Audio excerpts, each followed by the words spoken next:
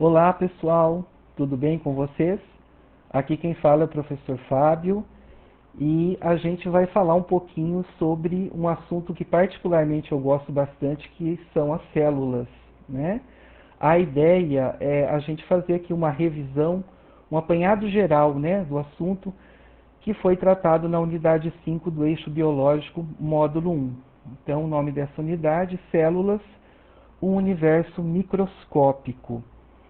Bom, então a ideia é a gente falar um pouquinho sobre a definição de células e as características gerais. Vamos falar também um pouco sobre os padrões celulares, os dois padrões existentes, célula procariótica e célula eucariótica. Nós vamos abordar um pouquinho mais os aspectos morfológicos e funcionais das células.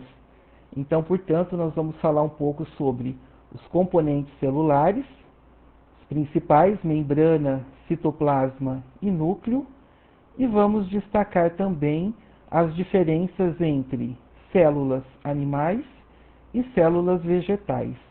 No finalzinho, eu também vou apresentar a vocês algumas células que são destacadas através de algumas técnicas de microscopia, mas é mais com a finalidade de ilustração mesmo.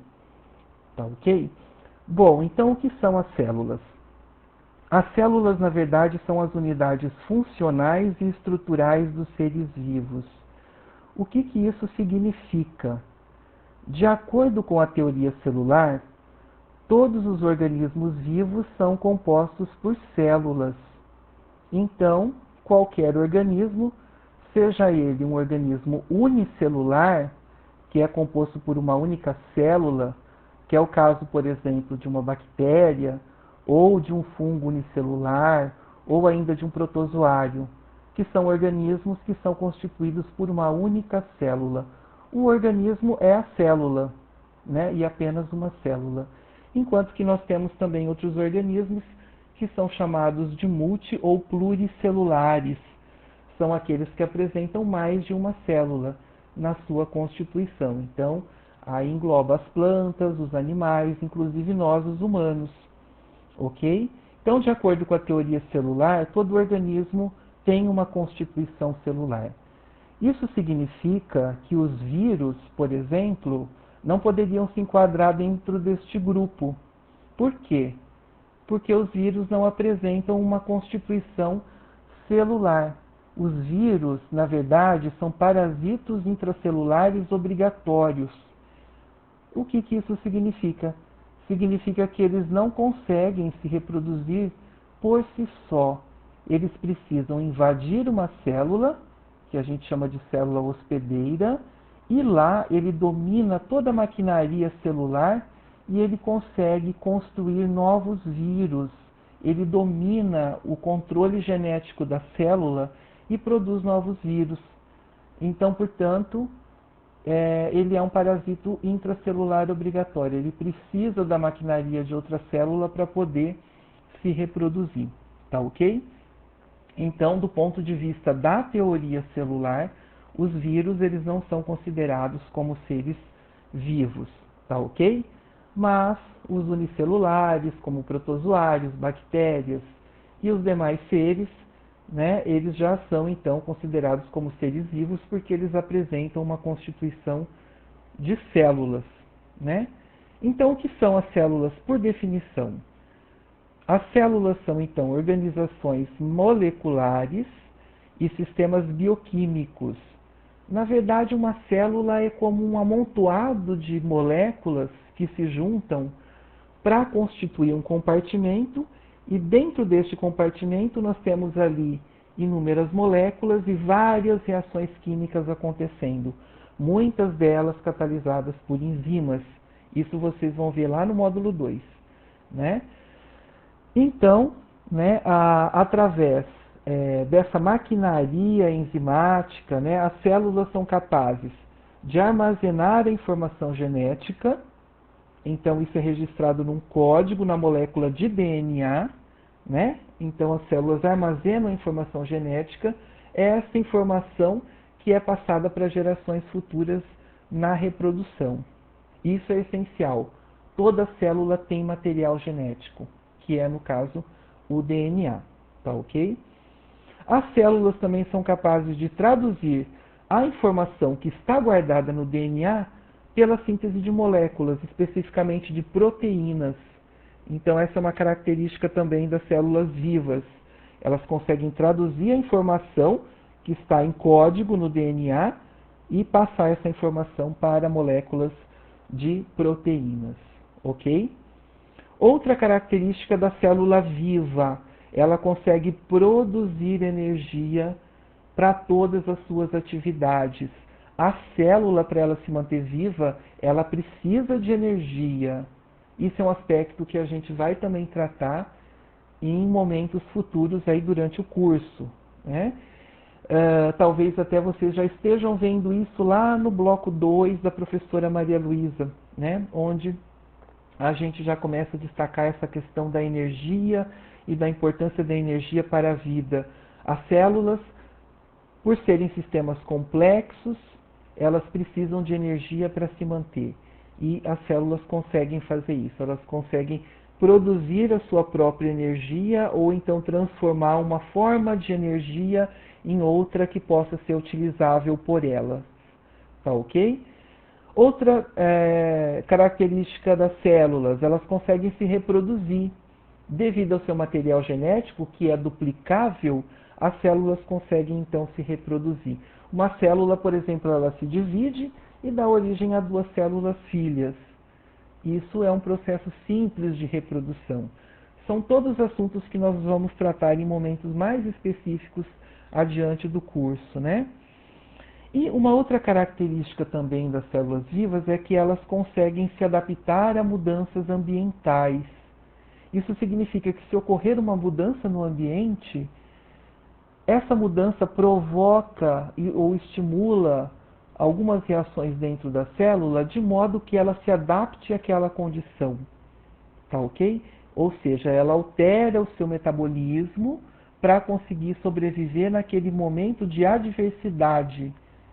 Então ela consegue sobreviver se adaptando a esse meio, se ajustando àquela condição.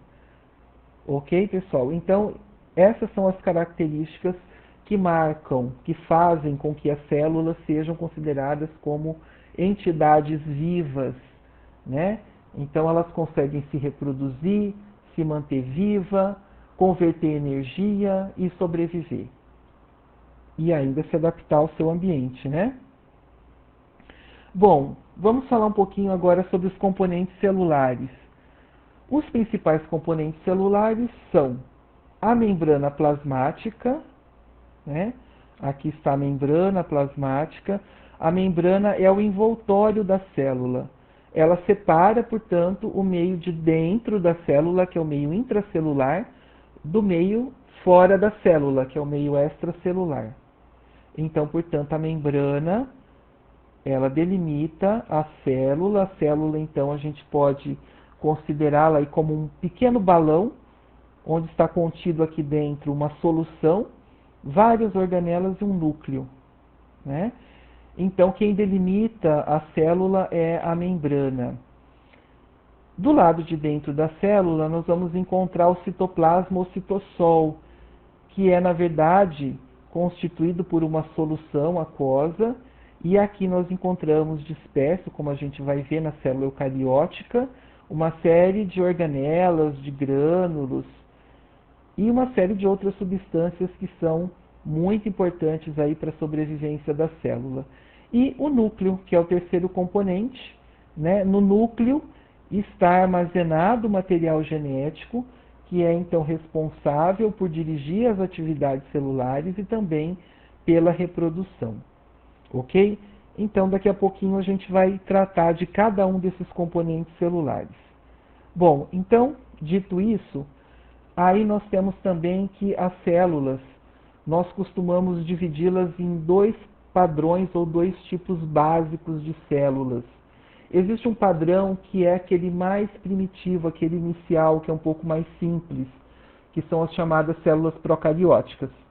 E o outro padrão, digamos assim, seria um padrão um pouco mais avançado, né, mais complexo, é o padrão eucariótico, ou célula eucariótica.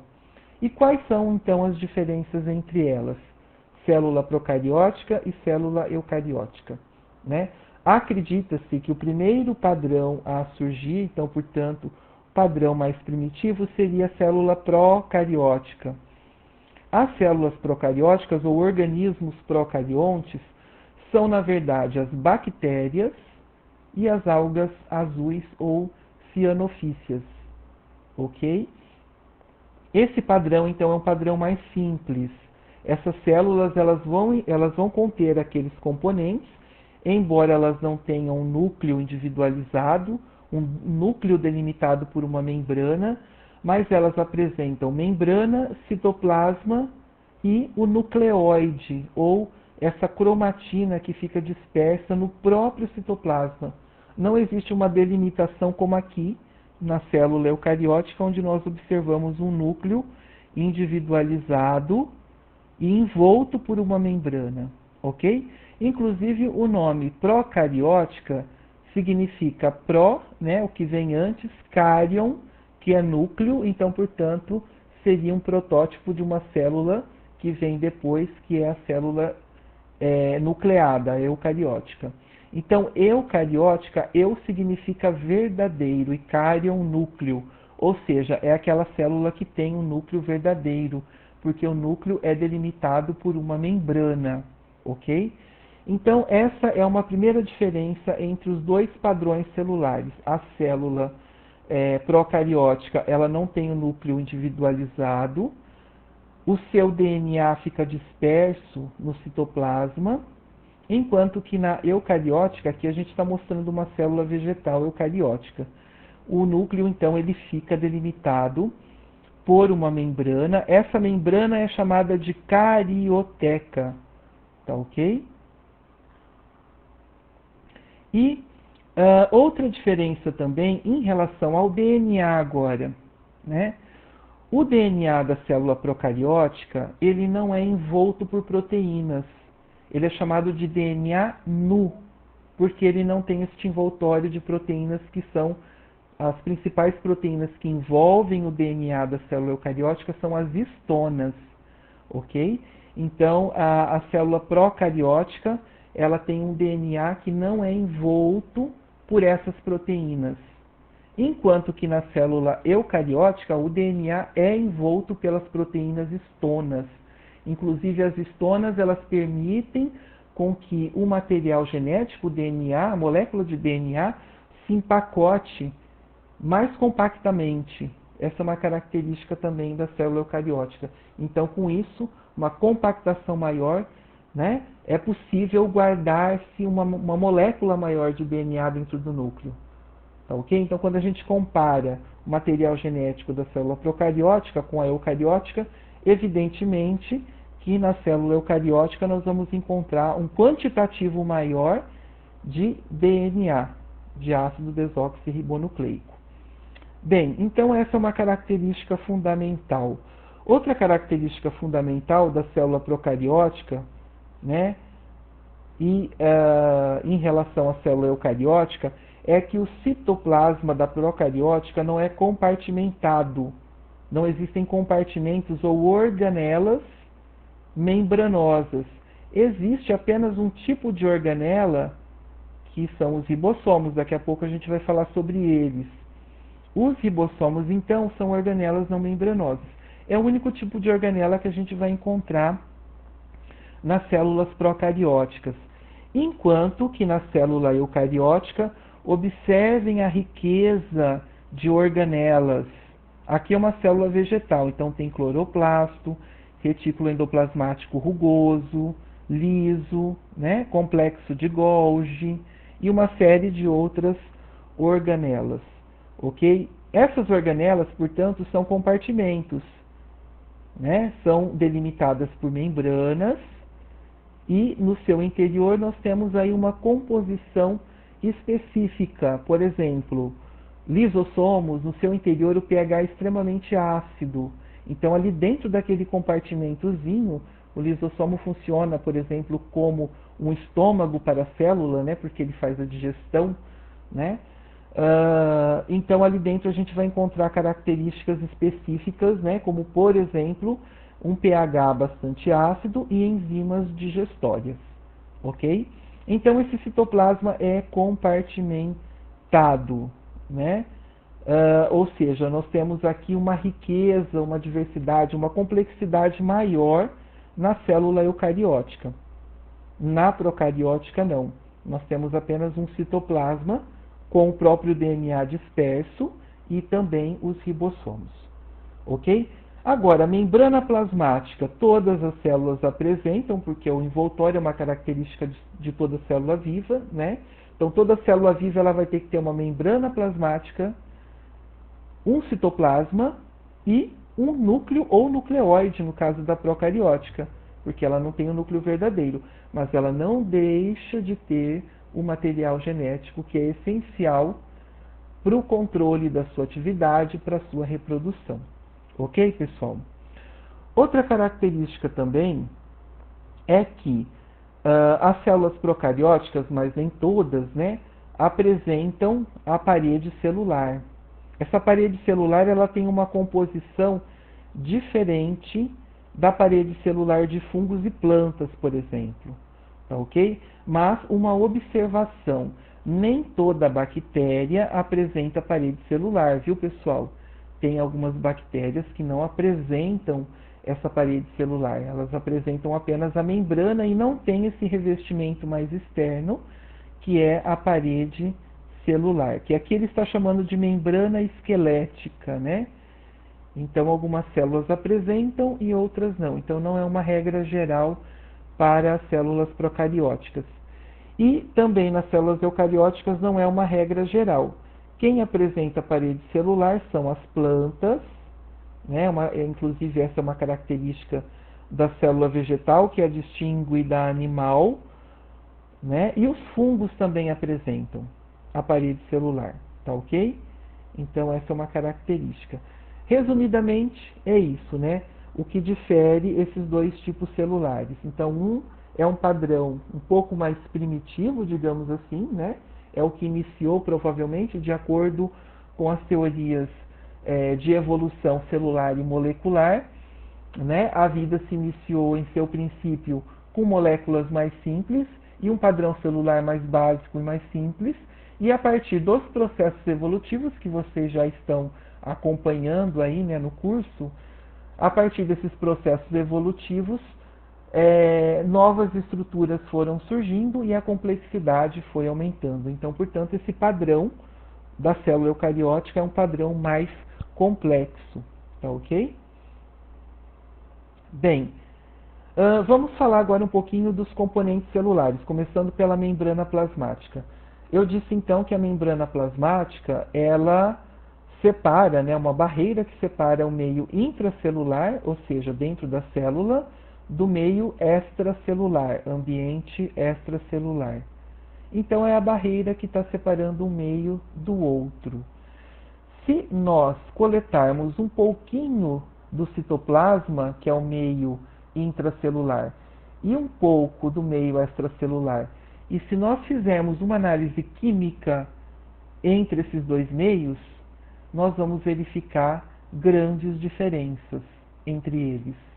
Então isso significa que a membrana plasmática não é simplesmente uma barreira que separa um meio do outro, mas ela tem uma função fundamental de controlar o que entra e o que sai, fazendo com que o meio intracelular difira do meio extracelular.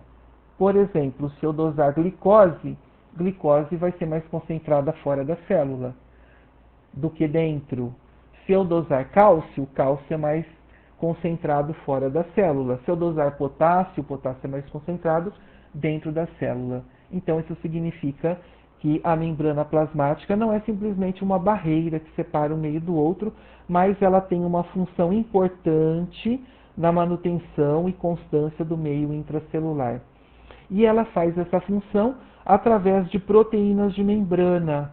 Essas proteínas, daqui a pouquinho a gente vai ver, elas ficam inseridas na membrana e elas funcionam como poros funcionais, receptores e como enzimas.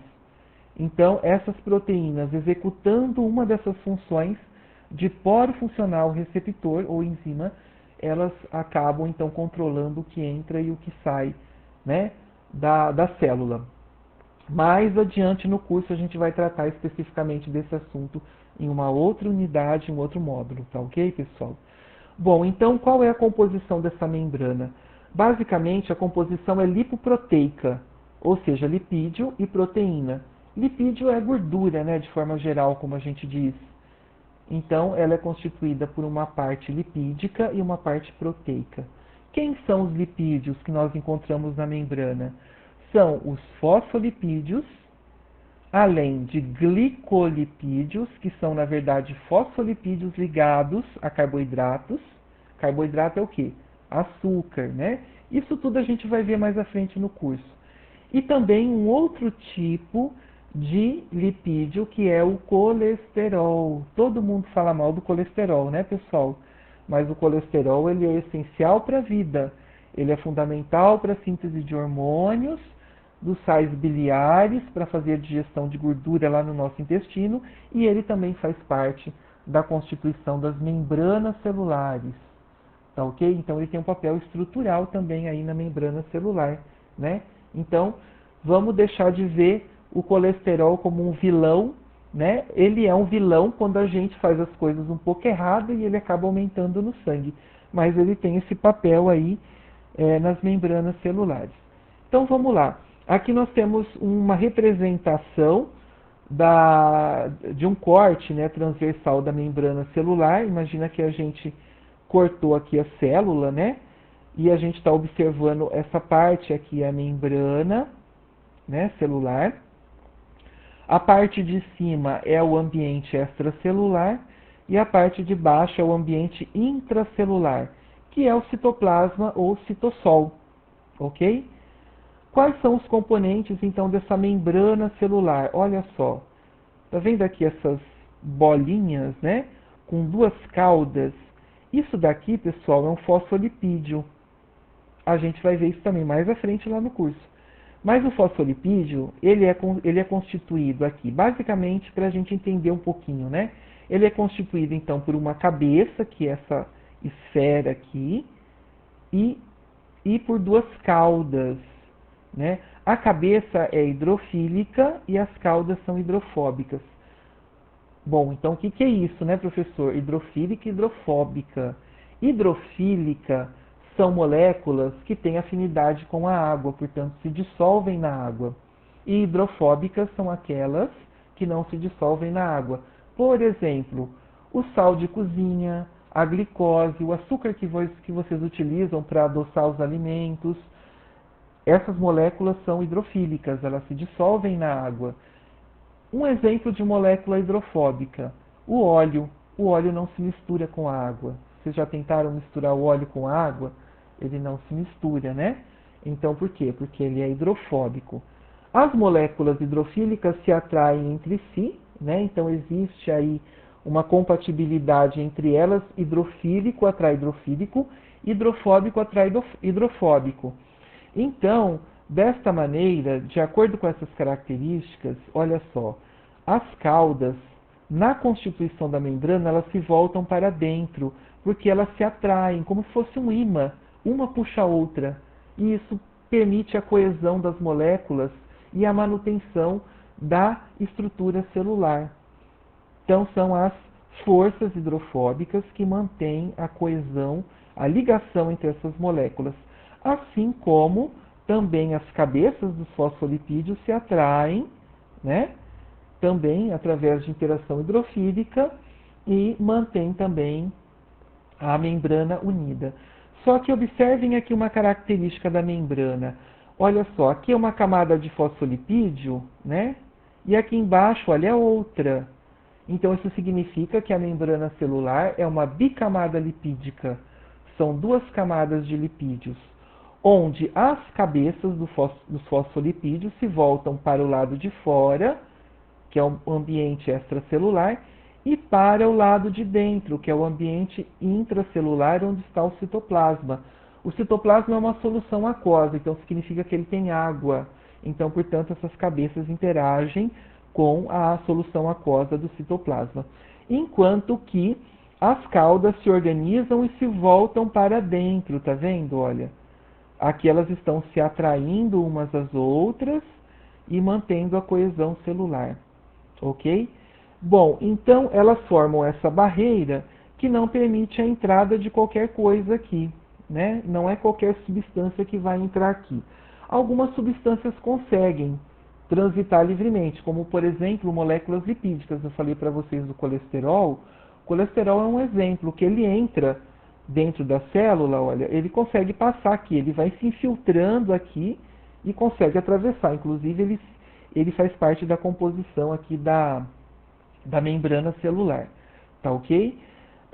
Então essas moléculas lipídicas todas elas conseguem atravessar a membrana, enquanto que as moléculas hidrofílicas não atravessam.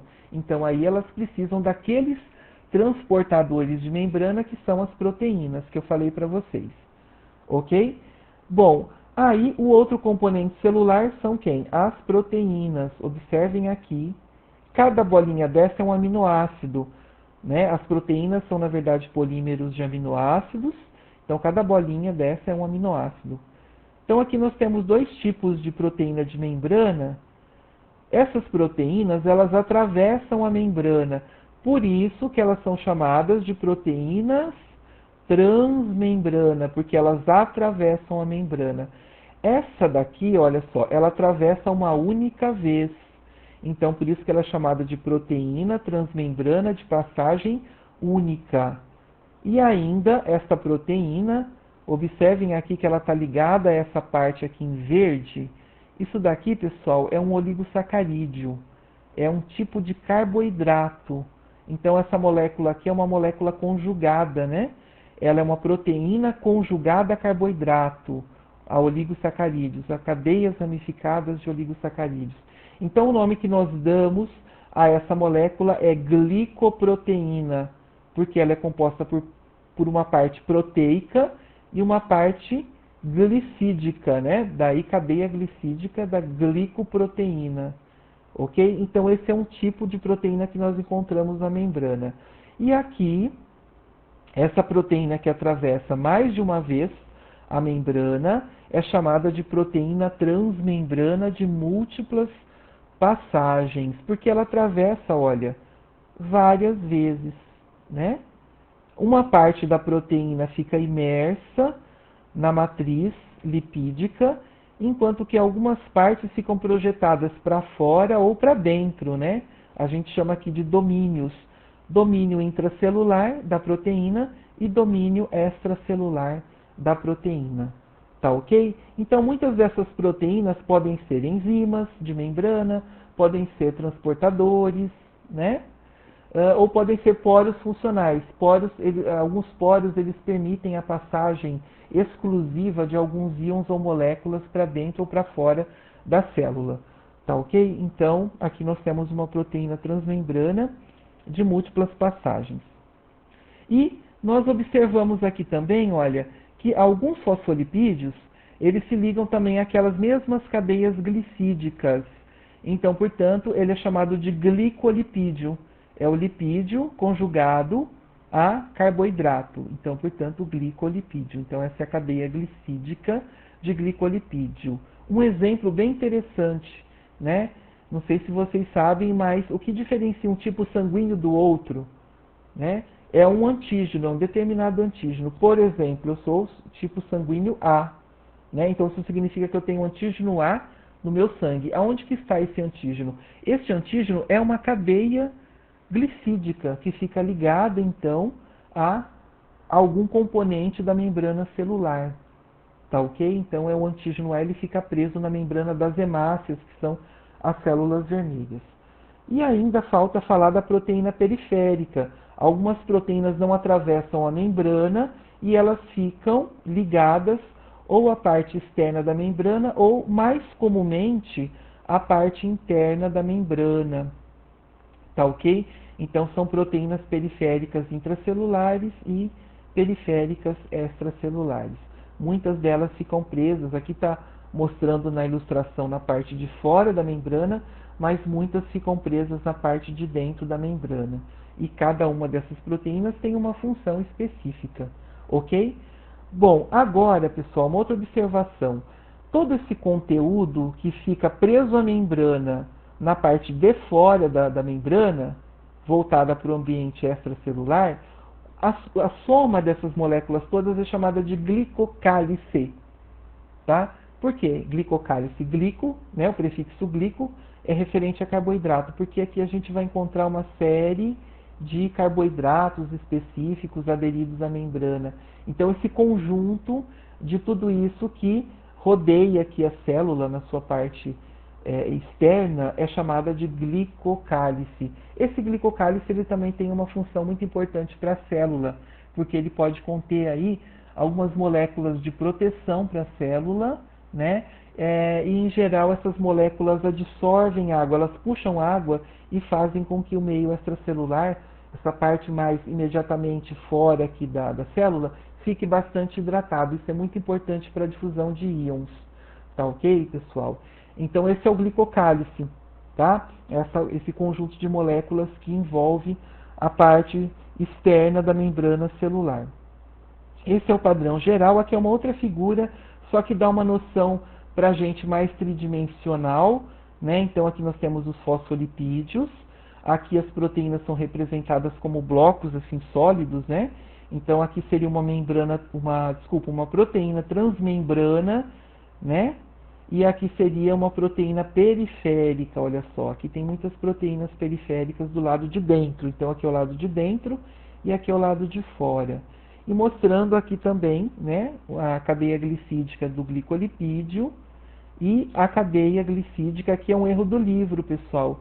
Cadeia glicídica da glicoproteína, porque aqui é uma proteína, né, que fica imersa na membrana, tá ok? Então, foi um erro do livro aqui, veio assim mesmo, né?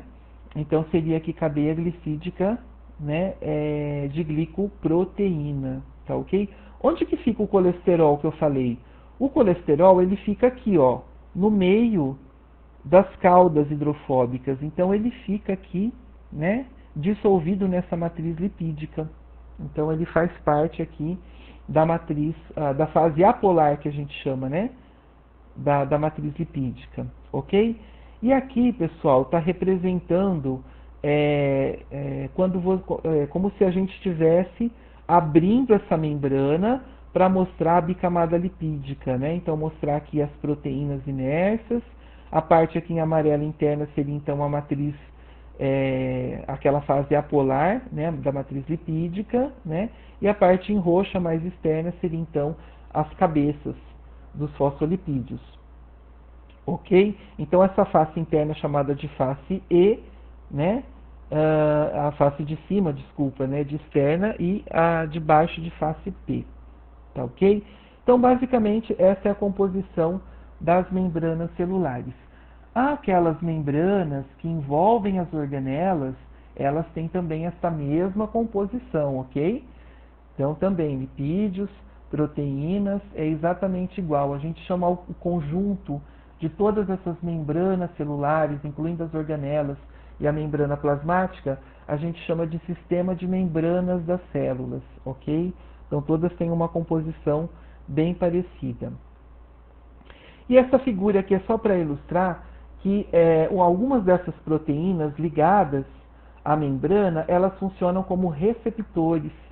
Então, são receptores específicos para determinadas moléculas, como hormônios, fatores de crescimento, né? Então, esses hormônios, eles podem, por exemplo, se ligar aqui nesse receptor. Observem que o encaixe é perfeito, né? Então, existe uma afinidade entre o ligante e o receptor de membrana, e ao se ligar a este receptor, né, a combinação do ligante com o receptor desencadeia uma resposta aqui dentro da célula.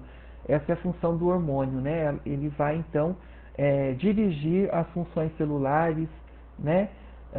Ele vai então ter esse papel de estimular a célula ou então de inibir alguma atividade dentro da célula, tá ok? Então algumas dessas proteínas de membrana funcionam, né, como receptores para sinais químicos, hormônios ou fatores de crescimento. Bom, vamos falar agora então do citoplasma, né? Então, o que está do lado de dentro da membrana celular é o citoplasma. O citoplasma ele é composto então pela matriz citoplasmática ou citossol e pelas organelas e depósitos ou inclusões. Então, como que é essa matriz citoplasmática ou citossol? Na verdade, eu adiantei para vocês e falei que é uma solução aquosa, então o citoplasma é uma solução aquosa que tem ali dissolvido uma série de moléculas que são muito importantes para a célula, como vitaminas, aminoácidos, proteínas, glicose, enzimas, íons e uma série de outras moléculas. Todas essas moléculas dissolvidas.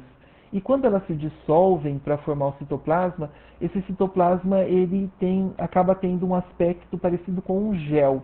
É algo mais ou menos parecido com isso. Dependendo da região do citoplasma, até tem alguma variação entre a parte mais interna e a parte mais externa do citoplasma. Mas ele tem uma composição bem próxima, né, a de um gel. Tá ok, pessoal? Bom, e aí, imersas, né, nessa matriz citoplasmática, nós temos as organelas. O que são as organelas? São aquelas membranas, né, como a gente viu, né, aqueles compartimentos membranosos, onde nós temos ali dentro um ambiente, um microambiente específico, né, contendo enzimas e uma série de outras substâncias. Então, cada organela funciona para a célula como um órgão funciona para a gente. Nós temos o estômago, nós temos o coração, o fígado, os rins. Então, cada organela tem um papel específico dentro da célula. No caso da célula eucariótica, né? E, além das organelas, que daqui a pouquinho a gente vai falar sobre elas, nós temos também alguns depósitos que ficam acumulados como inclusões, que é o caso de lipídios, né, de polissacarídeos. Algumas proteínas também podem ficar depositadas. Isso é muito comum, por exemplo, em sementes. Né, em sementes ou em hepatócitos, que são as células do fígado. A gente encontra uma série de inclusões que exatamente a função desses órgãos, né, da semente da planta e do fígado é estocar algumas substâncias. Então ali nós vamos encontrar esses depósitos que são inclusões. Bom, então vamos falar agora das organelas. As organelas, então, aquelas membranosas, né? Lembrando que a gente viu lá que na célula procariótica tem ribossomo. O ribossomo também é considerado uma organela, só que uma organela não membranosa, tá? Então a gente vai falar aqui no padrão da célula eucariótica, a gente vai falar também dos ribossomos, mas a gente vai falar desses compartimentos específicos que são as organelas ou orgânulos, né? Elas são então estruturas envoltas por membrana que criam então um compartimento ou microambientes, como eu disse, com composição química definida, variáveis controladas, como o pH, que eu falei no caso do lisossomo, e onde ocorrem então diferentes reações químicas. Então isso possibilita com que cada organela tenha uma função específica na célula. Então aqui nós temos uma visão geral, olha, o citoplasma da célula, né? Então o citoplasma é o espaço entre o núcleo e a membrana da célula. No seu interior está o hialoplasma, que é esse fluido composto por água e várias outras substâncias dissolvidas, no qual flutuam então os orgânulos celulares, orgânulos ou organelas. Então nós temos aqui mitocôndrias, né? Temos aqui próximo do núcleo retículo endoplasmático rugoso, né? Temos aqui centríolo, né? Que na verdade o centríolo é uma estrutura, não é bem exatamente uma organela, né? Mas faz parte da estrutura interna da célula eucariótica, né? Vamos encontrar também lisossomos, né? Enfim, a gente vai destacar daqui a pouquinho peroxissomos, a gente vai destacar cada uma dessas organelas. O núcleo ele é envolto por uma membrana, então característica da célula eucariótica. Dentro dele está o material genético, a cromatina, e no interior do núcleo nós temos também uma região bem condensada, que é o nucléolo, né? E a membrana do núcleo, observem que ela é cheia de poros. Isso é importante porque algumas moléculas são produzidas aqui dentro, como moléculas de RNA mensageiro, e depois elas migram para o citoplasma, ok? Então elas atravessam né, a membrana nuclear, a carioteca, através desses poros de membrana, ok? Temos aqui também o complexo de Golgi, que eu esqueci de falar também, que é um conjunto de organelas membranosas também. Bom, então vamos lá. Agora a gente vai falar um pouquinho de cada organela, né? De forma bem breve, bem geral. As mitocôndrias, elas são organelas que são especializadas na transformação da energia química contida nos metabólitos citoplasmáticos em uma forma de energia facilmente utilizável pela célula. Então, o que a mitocôndria faz? Ela utiliza o combustível que está dentro da célula, a gente vai ver isso mais adiante, esse combustível, né, primário para a extração de energia é a molécula de glicose. Então, a glicose é o extrato energético principal que a célula utiliza. Então, dentro da mitocôndria, vão ocorrer reações que vão degradar essa molécula de glicose e extrair dela, né, energia. Essa energia vai ser convertida em ATP. Acho que vocês já devem ter ouvido falar do ATP. ATP significa adenosina trifosfato. É um nucleotídeo especializado em armazenar e fornecer energia para a célula. Nós costumamos dizer que é a moeda energética das células, não é? Exatamente por isso, porque é a molécula que vai fornecer energia para todas as reações e todas as atividades celulares. Tá ok? Então, a mitocôndria ela faz isso. Ela extrai a energia, principalmente da molécula de glicose, e converte numa forma utilizável pela célula, que é o ATP. Então, da energia contida nesses substratos energéticos, 50% é convertido em ATP, os outros 50% é convertido em calor. Isso é uma questão termodinâmica que vocês vão ver lá no módulo 2 também, né? Toda vez que uma forma de energia é convertida em outra, segundo, né, as leis da termodinâmica, há sempre uma perda na forma de calor. Tá ok? Então, toda vez que a célula trabalha, que a mitocôndria produz energia, uma parte da energia é perdida na forma de calor, né? Por isso que o nosso organismo se mantém quentinho, né? E existem, é claro, fatores aí que controlam essa temperatura também, no sentido de liberar mais calor quando está quente, ou, né, de impedir a entrada de calor. Mas, enfim, essas reações químicas, elas liberam calor. Tá ok? Essa é a função da mitocôndria, então a síntese de ATP. A mitocôndria, interessante é que ela é uma organela composta por dupla membrana. Ela tem uma membrana externa, que envolve, né, toda ela, e uma membrana interna cheia de dobras, que a gente está vendo aqui, né? Essa membrana interna, ela forma então essas dobras que são as cristas mitocondriais, tá ok? Portanto, dentro da mitocôndria nós temos dois ambientes separados. Aquele ambiente entre a membrana externa e a membrana interna, né, que é chamado de espaço intermembranoso, e temos o lado de dentro mesmo, né? Esse lado que é envolto pela membrana interna. Essa parte aqui é chamada de matriz mitocondrial. Aqui a gente vai ter, é como se fosse o citoplasma da mitocôndria, né? Mais ou menos isso. Aqui a gente tem também uma solução aquosa contendo várias substâncias dissolvidas. Ok, pessoal? Então aqui nós temos a matriz mitocondrial. Bom, se a gente observar, amplificar um pouquinho aqui essa crista mitocondrial, a gente vai encontrar uma série de estruturas. Olha só, né? Aqui, ó, o espaço intermembranoso entre a membrana externa e a membrana interna, né? Aqui é o espaço intermembranoso, aqui é o lado de dentro já na matriz mitocondrial. Essas estruturas são chamadas de partículas elementares.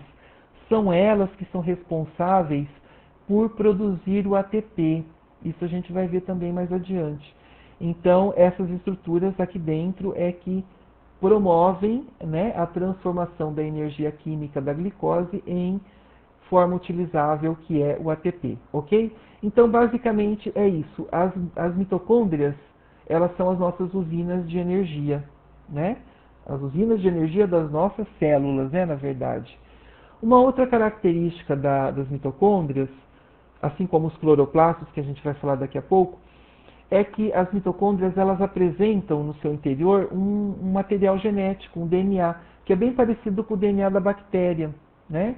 Inclusive, quando o espermatozoide fecunda o óvulo, né? Muita gente acredita que o espermatozoide ele penetra todo no óvulo, mas não, né? Apenas alguns constituintes é que acabam entrando no óvulo que está sendo então fecundado, né? E uma das organelas então, né, que não consegue atravessar, que não entra, são as mitocôndrias do espermatozoide. Então isso significa que o óvulo fecundado ele só tem, né, das suas células, ele só tem as mitocôndrias que vieram do óvulo, que por sua vez veio da sua mãe. Então, existe uma maneira de você fazer um teste de maternidade, que é você analisar o DNA mitocondrial seu, das suas células e o da sua mãe. E aí esse material genético é idêntico, né? Então, a gente herda as mitocôndrias da nossa mãe. E pelo fato das mitocôndrias terem esse material genético, significa que elas podem se multiplicar, assim como uma célula se multiplica, porque o DNA da mitocôndria se multiplica e elas se dividem como uma célula. Olha que interessante, né? Então isso tudo levou a crer, né, que as mitocôndrias no passado foram bactérias que, de certa forma, foram fagocitadas pela célula eucariótica, né? E essa mitocôndria ela não foi digerida e ela permaneceu ali. E ela começou a fornecer energia para a célula, né? E, por outro lado, a célula fornecia proteção à mitocôndria. Isso na biologia a gente chama de simbiose. Então, essa teoria, né, explica, né, por que as mitocôndrias têm essa característica, né, é chamada de teoria endossimbiótica, né, no qual acredita-se que no passado essa mitocôndria foi uma bactéria que passou então a viver dentro da célula e se tornou uma organela devido a essas características. Tanto que se você analisar a membrana externa da mitocôndria, ela é parecida com a membrana da célula eucariótica, que é a membrana que revestiu, que fagocitou, enquanto que a membrana externa ela tem características semelhantes à da célula procariótica, das bactérias, ok? Então a parte interna seria derivada, né, daquela mitocôndria, daquela bactéria que foi fagocitada, e a membrana externa seria então, né, o envoltório, né, do fagócito da célula que a englobou. Ok, pessoal? Então isso é bem interessante, né? E os cloroplastos. Os cloroplastos, eles têm alguma semelhança com as mitocôndrias, porque eles também fazem transformação de energia, né? Só que, na verdade, eles fazem transformação de energia luminosa, aí faltou aqui, me desculpem, energia química, né? Então, os cloroplastos são organelas típicas de plantas e algas, então são encontrados em vegetais, né? E essas organelas, como a gente está vendo aqui na figura, né, elas apresentam aqui uma célula vegetal, olha só, parede celular, e aqui nós temos os cloroplastos. Eles são verdes porque eles são repletos de um pigmento chamado clorofila, que é o pigmento responsável pela fotossíntese. Então, no processo de fotossíntese, os cloroplastos eles convertem a energia solar, a energia do Sol, em energia química, né? Ou seja, no processo de fotossíntese, a reação química, né, geral é a seguinte: água mais CO2, né, dióxido de carbono, na presença de luz, é formado então a glicose mais o oxigênio, né? E essa glicose então que é utilizada pela célula como fonte de energia. E também nos animais. Então, quando nós nos alimentamos de um vegetal, de um arroz, por exemplo, ou de um pão, ou de uma mandioca, né? Onde nós temos ali o amido, esse amido ele veio da onde? Ele veio da fotossíntese que a planta fez, né? Então é a nossa fonte de energia, ok? Então o cloroplasto ele tem essa função de converter energia luminosa em energia química, tá ok? Então, esse aspecto que eu disse que essas duas organelas têm em comum. Elas são chamadas de organelas transdutoras ou conversoras de energia, né? A mitocôndria, ela converte energia química em ATP, né? Enquanto que os cloroplastos convertem energia luminosa em energia química, que é a glicose. Então, olha só, o cloroplasto ele produz, né? Ele utiliza a energia luminosa e produz glicose. A mitocôndria, o que ela faz? Ela se alimenta da glicose que foi produzida pelo cloroplasto. E aí ela converte essa glicose em energia, ok? Então observem aí a relação entre elas, né? Bem, aí nós temos outras organelas aqui também que são bem importantes. No caso, essas daqui não são membranosas, né? Elas são compostas por um misto de RNA ribossômico e proteínas, né? São os ribossomos. Os ribossomos, então, eles são constituídos por duas subunidades, observem aqui, a subunidade maior e a subunidade menor, né? E os ribossomos, eles são organelas responsáveis pela síntese de proteínas. Os ribossomos, eles fazem a leitura, como a gente está vendo aqui, olha, essa fita que está passando aqui entre as duas subunidades é uma fita de RNA mensageiro. Ela veio de lá do núcleo trazendo a mensagem, que é lida pelos ribossomos, e os ribossomos, a partir desse código, elas produzem essa proteína. Então, o que a gente está vendo aqui espiralado são as proteínas nascentes, né? Então, são proteínas que são produzidas pelos ribossomos, ok? Nesse caso aqui da figura A gente está vendo polirribossomos livres, né? O que é polirribossomo? É uma sequência de ribossomos que a gente vai encontrar ali disperso no citoplasma. Hoje até se sabe que esses ribossomos, eles ficam aderidos a elementos do citoesqueleto celular, tá ok? Então eles não ficam assim tão jogados ali dentro da célula, ok? Esses são chamados de polirribossomos livres, né? E aqui, por outro lado, nós temos os polirribossomos ligados ao retículo endoplasmático rugoso, que é uma outra organela. O retículo endoplasmático rugoso recebe esse nome porque ele tem na sua superfície os ribossomos aderidos. E quando vistos ao microscópio eletrônico, eles lembram então rugosidades, né, grânulos, por isso retículo endoplasmático rugoso ou granular, ok? Nesse caso, observem que interessante, o RNA mensageiro está passando pelo ribossomo, ele está fazendo a leitura e a proteína nascente, ela está sendo inserida dentro da cisterna dessa organela. Então, olha só, a proteína não fica solta no citoplasma, mas ela é então introjetada aqui dentro da cisterna do retículo endoplasmático rugoso. Por que que isso acontece?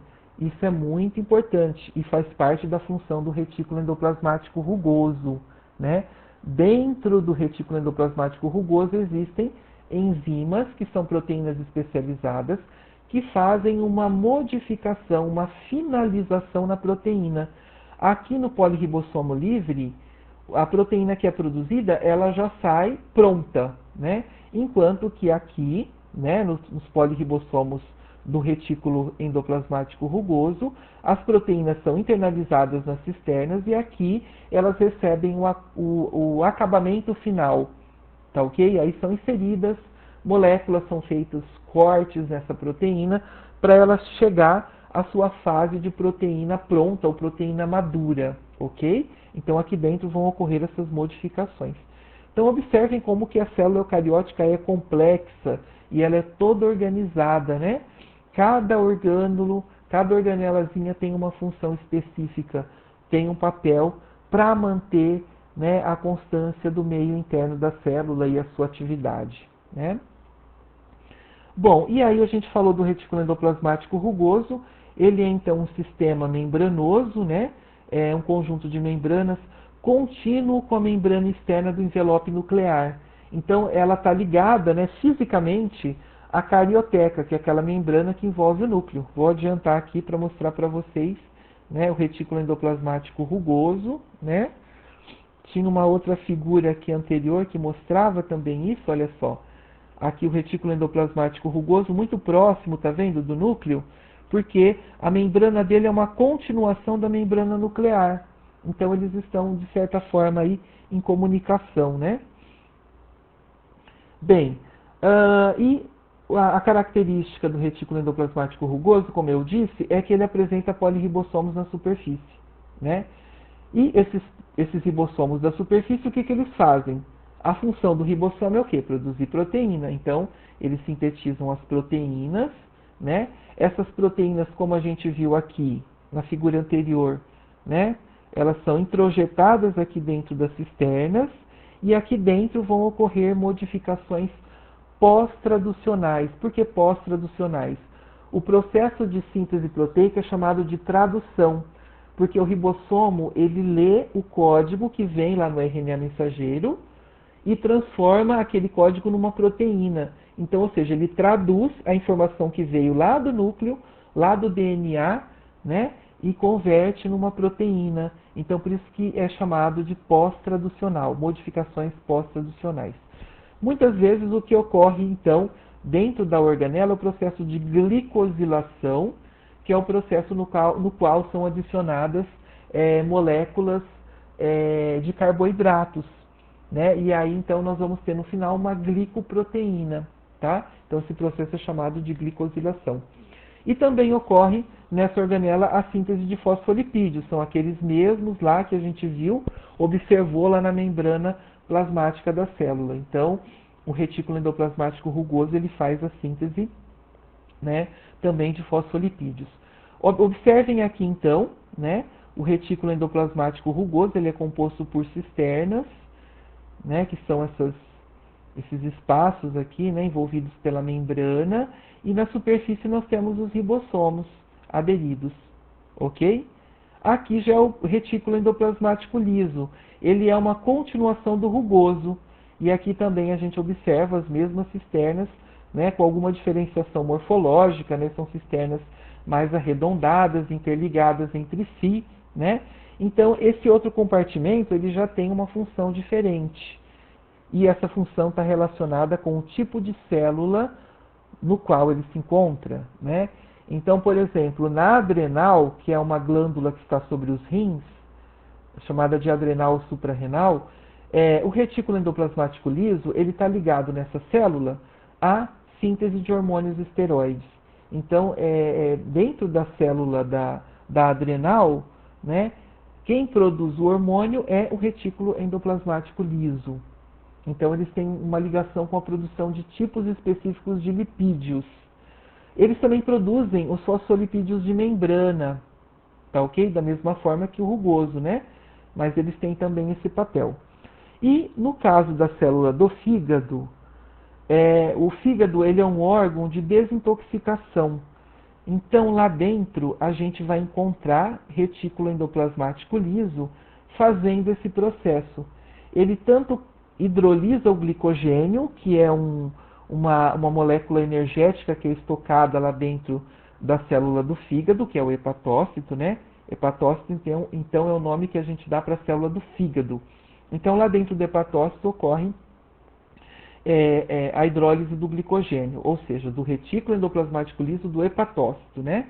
E lá dentro também desse retículo endoplasmático liso ocorre a desintoxicação. Por exemplo, quando você bebe uma bebida alcoólica, né, quem faz a desintoxicação? Quem retira o álcool do seu organismo? É o retículo endoplasmático liso do fígado, lá da célula do fígado. Por isso que alcoólatras, por exemplo, se você fizer uma biópsia, né, desse fígado do alcoólatra, você vai ver que essa célula tem um retículo endoplasmático liso extremamente desenvolvido. Por quê? Porque ele tem que eliminar o álcool e a pessoa está ingerindo álcool o tempo todo, né? Então, inclusive, isso leva ao processo de cirrose, né, quando o quadro, né, se agrava. Tá ok? Mas então esse é o papel do retículo endoplasmático liso especificamente lá no fígado. E no músculo, o retículo endoplasmático liso, ele tem a função de estocar cálcio para a contração muscular. Para a contração muscular é necessário cálcio. E quando o músculo vai se contrair, o cálcio ele tem que ser liberado desse retículo endoplasmático liso, que no caso do músculo, inclusive, ele recebe o nome de retículo sarcoplasmático. Então ele até ganha um nome diferente lá no músculo, né? Mas ele é um retículo endoplasmático liso, só que ele é especializado em estocar o cálcio, que vai ser o sinalizador para a contração muscular, ok? Então essas são algumas funções aí desses dois retículos, né? Então aqui a gente já mostrou a figura, né? E agora o complexo de Golgi, ou aparelho de Golgi, hoje também conhecido como complexo golgiense, né? Ele tem uma certa semelhança até com o retículo endoplasmático rugoso e liso, porque ele também é composto por vesículas, só que essas vesículas são mais achatadas, mais saculares, né?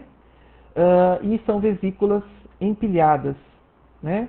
Com as porções laterais dilatadas. Está vendo que aqui na lateral elas são um pouquinho dilatadas. Dessas porções laterais brotam as vesículas, né? Contendo aí algumas moléculas. Então, o que o complexo de Golgi faz, na verdade, é completar as modificações pós-traducionais que se iniciaram lá no retículo endoplasmático rugoso. Então, a proteína que foi sintetizada no ribossomo, ela foi internalizada no retículo endoplasmático rugoso. Lá ela sofreu algumas transformações iniciais e depois, através de vesículas, essa proteína migrou para o complexo de Golgi. E lá, então, ela recebe o acabamento final. Tá? Então, lá ocorrem as modificações pós-tradução. Essas proteínas, então, elas são empacotadas nessas vesículas e o complexo de Golgi ele coloca o endereço que vai indicar para onde vai essa proteína. Então, ele coloca ali uma molécula sinalizadora que vai indicar para onde ela vai, tá ok? Existe aqui uma diferença também nessa face aqui trans, né, que é a face de maturação, e a face cis, que é a face formadora, né? Então, as vesículas, né, que migram do retículo endoplasmático rugoso, olha só, são essas daqui. Elas se fundem aqui na face cis, né? Daqui, então, olha só, elas se fundem à membrana dessas cisternas da face cis. Aqui, então, as proteínas vão sofrendo modificações. Elas podem, então, ir passando de cisterna em cisterna. Cada cisterna vai ter uma proteína, uma enzima específica que vai dar um retoque dessa proteína, digamos assim. E aqui na fase de maturação é onde então vai brotar já a vesícula, já com a proteína madura já finalizada, ok? Então essa é a função do complexo de Golgi. Fazer o acabamento, né, da proteína e empacotar e endereçar para um local específico, tá ok? Bem, e o lisossomo? O lisossomo, na verdade, ele brota do complexo de Golgi, é uma organela, desculpa, que brota do complexo de Golgi, como a gente está vendo aqui. Olha só. Né? E o lisossomo é uma vesícula, portanto, também delimitada por membrana, contendo mais de 50 enzimas hidrolíticas que são responsáveis pela digestão intracitoplasmática. Portanto, o lisossomo ele funciona como uma espécie de estômago, né, que faz a digestão dentro da célula. Observem aqui que a célula, no caso, ela fagocitou, então ela englobou aqui, por exemplo, uma bactéria, né? Então, essa vesícula aqui contém da bactéria chamada de heterofagossomo. O heterofagossomo se funde à membrana do lisossomo, né, que é o lisossomo primário que acabou de brotar do complexo de Golgi. Aí ele se funde ao heterofagossomo, né, e forma-se então os lisossomos secundários. Aqui então as enzimas que estão aqui dentro, elas vão fazer a digestão dessa bactéria, né? Olha só, a bactéria então aqui vai ser digerida e vai formar aqui o corpo residual, né, que pode ser liberado inclusive para fora da célula, né? E aí nós temos também aqui no caso o corpo residual do material que foi parcialmente fagocitado, né? E aqui seria do que foi completamente fagocitado. É liberado então para fora. Esse processo de liberação para fora é chamado de exocitose, ok? E aqui também mostrando que o lisossomo ele tem um papel também de fagocitar estruturas internas da célula. Então aquela organela que está já meio velha, né, desgastada, ela é fagocitada pelo próprio lisossomo, né, e ela é substituída por uma organela nova. Então esse processo é chamado de autofagocitose, tá ok? Então aqui seria o autofagossomo, ok? Então, pessoal, nessa figura ela é bem interessante porque dá para mostrar o caminho que as proteínas fazem quando elas são sintetizadas. Aqui na parte inferior da célula, nós temos o retículo endoplasmático rugoso. Observem aqui os ribossomos aderidos. Então, eles fazem a síntese de proteínas. As proteínas, então, elas são, né, internalizadas aqui dentro dessas cisternas e já vão sofrendo as primeiras modificações pós-traducionais. Em seguida, olha só, o trânsito, né? Através de vesículas que brotam do retículo endoplasmático rugoso, elas se fundem nas cisternas do complexo de Golgi, e aqui elas vão receber o quê? O acabamento final, né? E daqui, por exemplo, né, elas vão ser liberadas para fora, ou então, no caso do pâncreas, né, nas células do pâncreas, elas vão formar lisossomos, esses lisossomos vão liberar o seu conteúdo para formar o suco pancreático, né? Ou no caso dos osteoclastos, que é mostrado aqui também, que libera secreções enzimáticas hidrolíticas. Então, essas proteínas que sofrem modificações aqui dentro das células, elas podem ser inclusive exportadas para fora da célula, tá ok? Então eu só queria frisar a parceria, digamos assim, entre essas duas organelas, né? O retículo endoplasmático rugoso, ele faz o processamento inicial das proteínas, que são sintetizadas aqui por esses ribossomos. Em seguida, o aparelho de Golgi, ele completa, né, essas modificações. E aí a proteína aqui ela fica pronta, ela recebe o acabamento final e o endereço de onde ela vai atuar, tá ok? Então, a síntese de proteína, ela segue esse trânsito, né, do retículo endoplasmático rugoso para o complexo de Golgi, ok? Bom, vamos para a próxima organela, que é o peroxissomos. Os peroxissomos, eles lembram um pouquinho o lisossomo, eles são organelas esféricas, aqui a microscopia eletrônica de transmissão, né? Então é só através da microscopia eletrônica de transmissão que a gente consegue observar essas organelas. Viu, pessoal?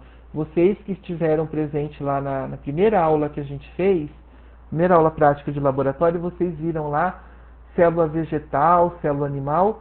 Na célula vegetal até vocês conseguiram ver o cloroplasto, porque ele tem pigmento, né, que dá cor, que é a clorofila, então vocês conseguiram observar. Mas os demais não, né, porque são organelas translúcidas, porque são organelas membranosas, então a gente não consegue ver no microscópio de luz, que é esse comum que a gente tem no laboratório.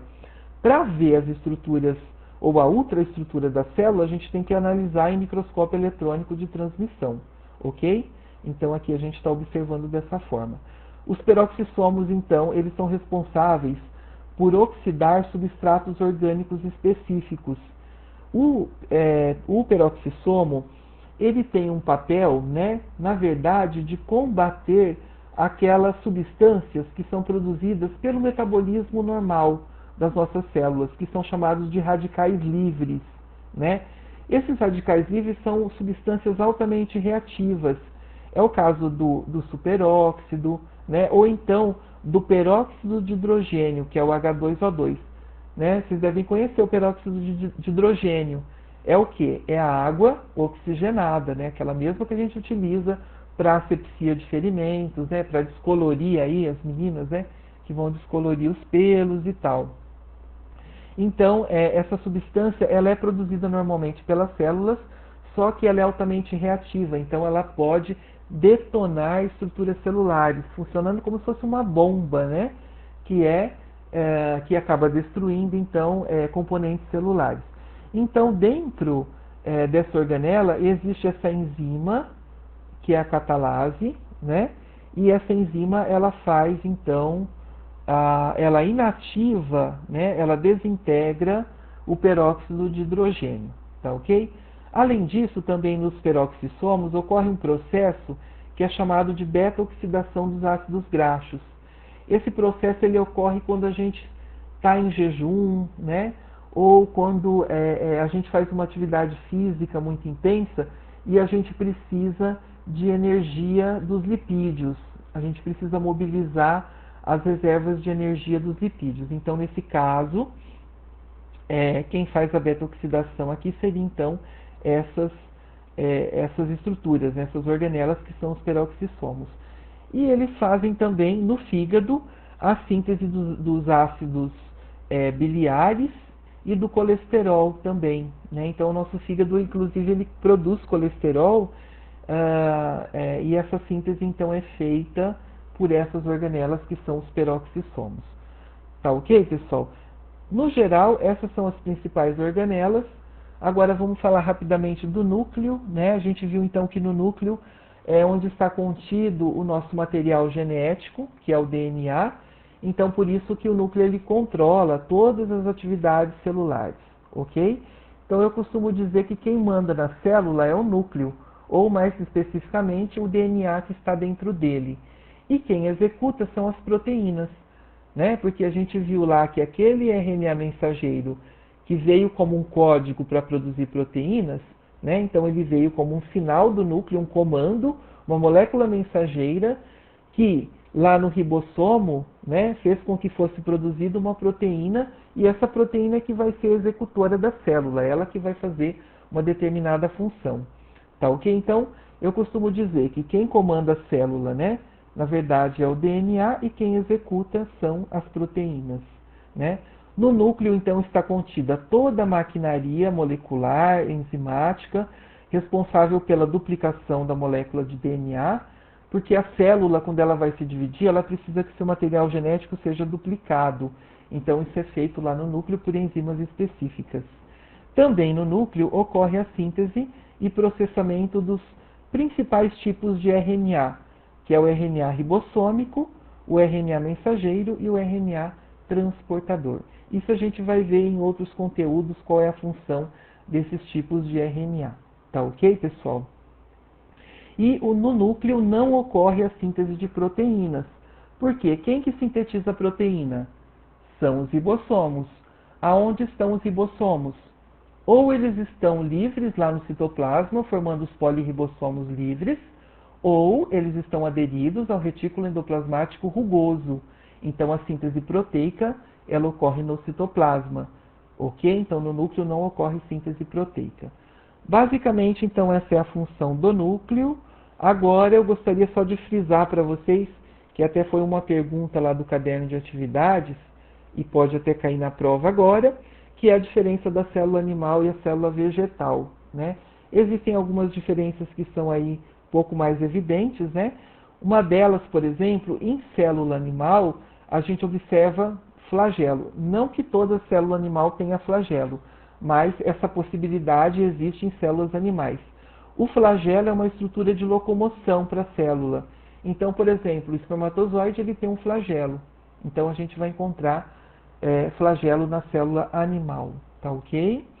As organelas, muitas delas são compartilhadas entre os dois tipos celulares, né? Então, por exemplo, o retículo endoplasmático rugoso e liso existem nas duas células. O núcleo, né, por se tratar daquele padrão eucariótico, o núcleo é envolto por membrana, a carioteca, né? Encontramos em ambas as mitocôndrias, né?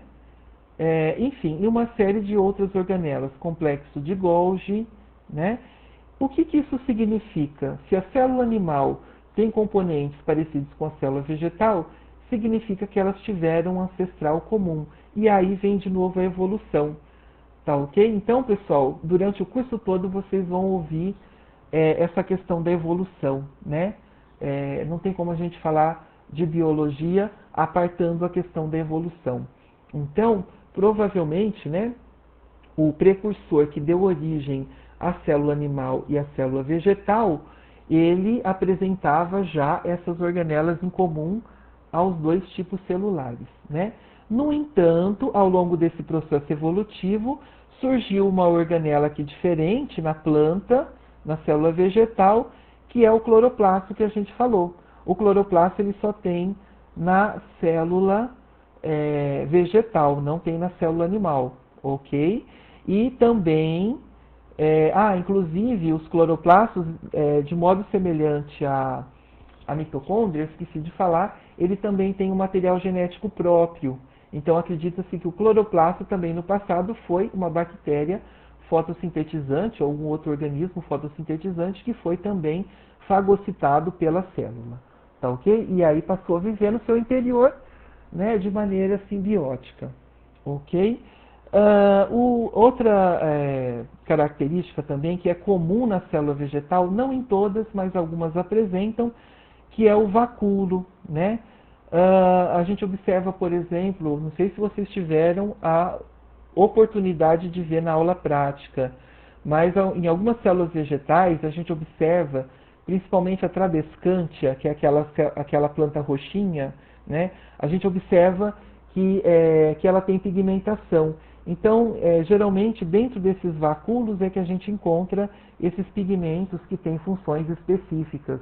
Então, por exemplo, em alimentos vermelhos, laranja, a gente vai encontrar o pigmento beta-caroteno. Então, eles podem estar contidos aqui dentro de vacúolos, ok? É uma outra característica. E uma outra característica também marcante é a presença de uma parede celular, né? Essa parede celular que envolve apenas a célula vegetal. Aqui ela tem na sua composição principalmente celulose, mas também outras substâncias, mas o componente principal é a celulose, né? Que é um material de resistência. Então essa parede celular, ela confere resistência e proteção para a célula vegetal. Observem que aqui tem poros, então esses poros permitem o trânsito de moléculas de uma célula para outra. E aqui nós temos mais internamente a membrana celular, tá ok? Essa então é uma diferença também bastante evidente entre a célula animal e a célula vegetal. Bom, e para finalizar eu trouxe aqui para vocês, só para vocês terem uma ideia, eu disse que na microscopia de luz a gente não consegue observar certas organelas e nem membrana celular. Então eu trouxe aqui para vocês uma imagem que inclusive eu fiz em um trabalho, né, um trabalho meu. E nesse caso aqui o tecido é a pele de pacu, é aquele peixe que vocês conhecem, né, Piaractos mesopotâmicos. Então a gente fez o corte histológico, né, da pele do pacu para analisar algumas células. E essa célula aqui que vocês estão vendo, isso tudo é uma célula, né? Aqui é o núcleo dela, olha, né? Essa célula é um macrófago, é uma célula que ela infiltra, uma célula que vem lá do sangue, lá no sangue ela é um monócito, e quando ela migra para o tecido, ela vira um macrófago. A função dessa célula é fagocitar, né? Restos celulares, micro-organismos invasores. Então observem que aqui o papel dela tem sido o papel de fazer uma faxina no tecido, né?